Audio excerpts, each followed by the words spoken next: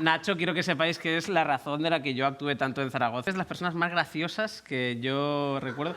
Porque además tiene algo que tiene también mi madre, que es lo de que te hace bromas, pero no sé exactamente cuándo reírte. Pero él sí. Tiene esta cosa de que como todo lo que hice es como que ya hace gracia. Y a veces me da ideas para monólogo. El otro día estábamos en el tren y me dice, ¿se gira? Yo estaba a punto de dormirme y me dice, me he dado cuenta de que los trenes no tienen cinturón.